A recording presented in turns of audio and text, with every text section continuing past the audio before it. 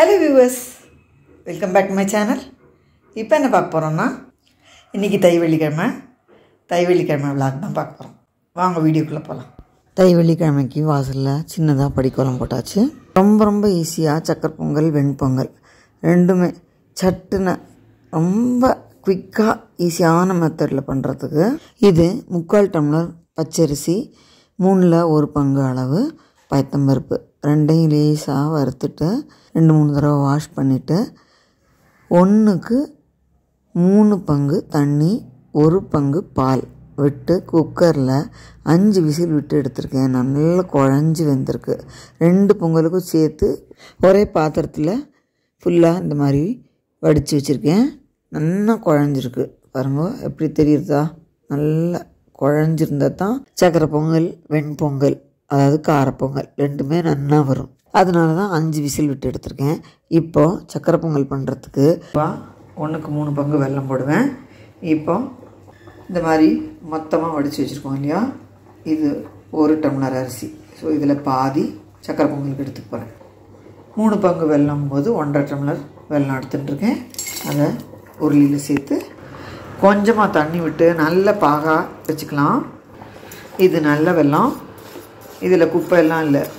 குப்பை இருந்ததுன்னா கரையை விட்டு வடிகட்டி எடுக்கணும். நல்ல பாகாயாச்சு. இந்த அரிசியும் பருப்புமா குழச்சி வச்சுருக்கோம் இல்லையா, வடித்து அதை பாதி அளவு இந்த பாகில் கொஞ்சம் கொஞ்சமாக இந்த மாதிரி சேர்த்தாச்சு. இது வெண்பொங்கலுக்கு. இதை நல்லா கலந்து விட்டு வரட்டிக்கணும்.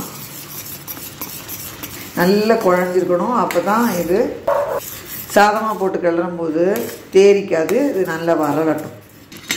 நல்லா வரன்றது பாருங்க. நல்லா அல்வா பதத்துக்கு ஆகிடும் அந்த மாதிரி பண்ணும்போது. இப்போ 3 ஏலக்காய், 2 கிராம்பை தட்டி இதை சக்கரை பொங்கலில் சேர்த்துடலாம். இப்போ வாணலியில் 1.5 டேபிள் ஸ்பூன் அளவு நெய் விட்டுருக்கேன். இதில் முந்திரி பருப்பு, கிஸ்மிஸ் சேர்த்து வறுத்து இந்த சக்கரை பொங்கலில் சேர்த்துடலாம். நல்லா நிறைய நெய் விட்டா மாதிரி சூப்பராக இருக்கும். லாஸ்ட்டில் நெய் சேர்க்கும் போது இதில் எக்ஸ்ட்ரா நெய்யெல்லாம் நான் விடவே இல்லை. 1.5 டேபிள் ஸ்பூன் நெய்யில் இந்த முந்திரி பருப்பு, கிஸ்மிஸை வறுத்து சேர்த்தாச்சு. இப்போ இதை வெண்பொங்கலாக பண்ணுறதுக்கு மிக்சியில் 1 டீஸ்பூன் அளவு மிளகு, 1/2 டீஸ்பூன் ஜீரகம், இஞ்சி, ஒரு சின்ன பச்சை மிளகா மணமாக இருக்கும் அதுக்காக போட்டுக்கிறேன். இதை தண்ணி விடாமல் கரகரப்பாக பொடிச்சு 1.5 டேபிள் ஸ்பூன் நெய் சூடு பண்ணியிருக்கேன். இதில் முந்திரி பருப்பு, பொடிச்சு வச்ச மிளகு, ஜீரகம், 1/4 டீஸ்பூன் பெருங்காயப்பொடி, கருவேப்பிலை, பொங்கலுக்கு தேவையான உப்பு சேர்த்து நல்லா கலந்துட்டு இந்த குழைவாக வடித்து வச்சுருந்த பயத்தம்பருப்பு அரிசியை இதில் சேர்த்துடலாம். இப்போ இதை நல்லா கலந்து விட்டால் நம்ம அருமையான குழைவான வெண்பொங்கலும் ரெடி. ஈஸியாக ஒரே டைமில் இந்த மாதிரி 2 பொங்கலுமே பண்ணிடலாம். நல்ல மணக்க வெண்பொங்கல் ரெடி. ரொம்ப ஜோராக இருக்கும். ரொம்ப ஈஸியாக ஒரே பாத்திரத்தில் அரிசி பருப்பு ரெண்டையும் சேர்த்து குக் பண்ணிவிட்டு அதை பிரித்து இந்த மாதிரி வெண்பொங்கல், சக்கரை பொங்கல் ரெண்டுமே சட்டுன்னு பண்ணிடலாம். ரொம்ப சூப்பராக இருக்கும். வியூஸ் கண்டிப்பாக ட்ரை பண்ணி பாருங்க.